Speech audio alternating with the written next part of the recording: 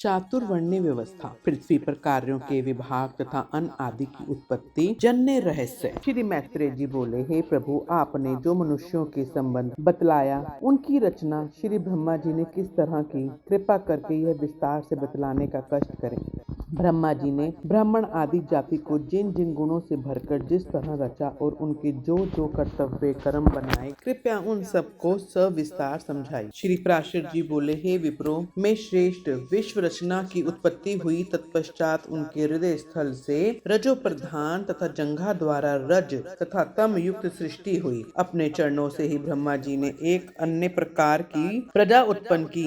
यही चारों वर्ण बने। इसी तरह ब्राह्मण, क्षत्रिय, वैश्य तथा शूद्र क्रमशः श्री ब्रह्मा जी के वक्ष स्थल, जंघा तथा चरणों द्वारा उत्पन्न हुए। श्री ब्रह्मा जी ने यज्ञ अनुष्ठान के लिए ही संपूर्ण चतुर्वर्ण की रचना की थी। हे महाभाग, यज्ञों से प्रसन्न होकर देवता गण जल बरसाकर प्रजा को संतुष्ट करते हैं। अतः कल्याणार्थ यह कार्य संपन्न किया जाता है। जो व्यक्ति सदैव सज्जन, सदाचारी, स्वधर्म परायण और सुमार्ग पर चलने वाले होते हैं, वे ही यज्ञ का यथावत अनुष्ठान कर सकते हैं और वे ही लाभ उठाते हैं। यज्ञ से मनुष्य इस मानव शरीर से ही स्वर्ग तथा अपवर्ग पा सकते हैं और अन्य जिस स्थान की इच्छा हो उसको भी जा सकते हैं। श्री ब्रह्मा जी द्वारा रचित वह चार वर्ण विभागों में विभक्त हुई प्रजा बहुत ही श्रद्धावान, सद आचरण युक्त, स्वेच्छागामी, समस्त बाधाओं से परे, शुद्ध हृदय वाली, सतकुल में उत्पन्न होने वाली और परम कर्मों के अनुष्ठान से परम पुनीत थी। उस प्रजा का मन विशुद्ध होने के कारण उसमें लगातार शुद्ध स्वरूप श्री हरि के पदासीन रहने के कारण उनको शुद्ध ज्ञान की प्राप्ति होती थी। फलस्वरूप वे ईश्वर के विष्णु नाम से परम पद को निरख पाते थे। फिर त्रेता युग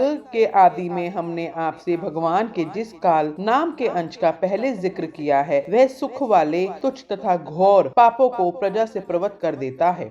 उससे उस प्रजा में अधर्म का बीज उत्पन्न होता है, जिससे उसको अष्ट सिद्धियां प्राप्त नहीं हो पाती। उन संपूर्ण सिद्धियों के नाश हो जाने से और पापों की वृद्धि हो जाने के कारण समस्त प्रजा पुनः दुख से आतुर हो गई। तब तो उसने रेगिस्तान, पहाड़ और जल आदि के प्राकृतिक और बनावटी युग, पर्वत अथवा नदी के किनारे बसे छोटे टीले आदि बनाए। हे मैत्रेय, उन पर आदि में शीत, गर्मी, धूप आदि से बचने के लिए उसने घरों का निर्माण किया। इस तरह शीत, उष्ण आदि से बचने के प्रयोजन से प्रजा ने जीविका चलाने के लिए कृषि और कला कौशल आदि की रचना की। गेहूं, जौ, धान, ज्वार, तिल, कांगनी, कोदो, उड़द, मसूर, छोटी मटर, छोटे धान, चना, सन, अरहर आदि 17 ग्राम्य औषधियों की जातियों को बनाया। हे मुने, वन्य और ग्राम्य दोनों प्रकार की 14 औषधियां यज्ञ के योग्य हैं, जिनके नाम हैं जौ, धान, उड़द, गेहूं, छोटे धान, कांगनी और कुलथी, समा, निवार, वनस्पति, गवेधु, वेणुयव तथा मक्का। ये 14 ग्राम्य तथा वन्य औषधियां यज्ञ अनुष्ठान की वस्तुएं हैं। इनका जन्म यज्ञ के लिए ही प्रधान रूप से हुआ है। इन औषधियों द्वारा यज्ञ करने से प्रजा की वृद्धि होती है। अतः इस लोक और परलोक के ज्ञाता यज्ञों का अनुष्ठान करते हैं। रोज संपन्न किए जाने वाला यज्ञ अनुष्ठान मनुष्यों के लिए परोपकार के तथा उनके पापों को शांत करने वाला हुआ करता है। हे मुनिश्रेष्ठ, जिन लोगों के हृदय में काल की गति द्वारा पाप का बीज पनपता है, उन्हीं का चित्त यज्ञ में प्रवृत्त नहीं हुआ करता। उन यज्ञ का विरोध करने वाले लोगों ने वैदिक मत, वेद तथा यज्ञ आदि कर्म सभी की बुराई की है। इस प्रकार के व्यक्ति प्रवृत्ति मार्ग के उच्छेदक, दुराचारी, दुरात्मा, वेद निंदक तथा कुटिल मत वाले थे। हे धर्म श्रेष्ठ मैत्रेय, इस तरह कृषि आदि जीविकाओं के निश्चित हो जाने पर श्री ब्रह्मा जी ने प्रजा की रचना करने के बाद उनके स्थल तथा गुणों के अनुसार मर्यादा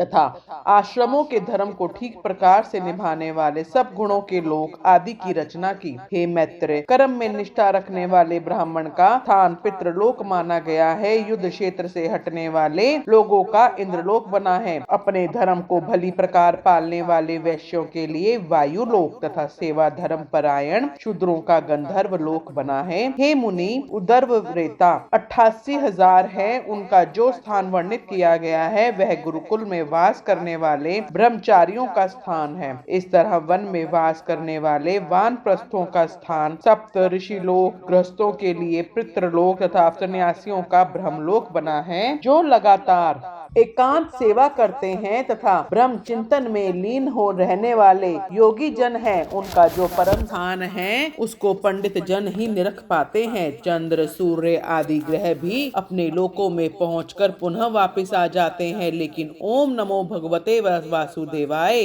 के चिंतन करता आज तक मोक्ष पद से नहीं लौट पाए। वेदों की निंदा करने वाले तथा यज्ञों का उच्छेद करने वाले एवं स्वधर्म विमुख पुरुषों के स्थान तामिस्त्र, अंधतामिस्त्र, महारौरव, घोर, अविचिक, काल, सूत्र, असित्र, असिपत्रवन आदि नरक हैं। ओम नमो भगवते वासुदेवाय नमः।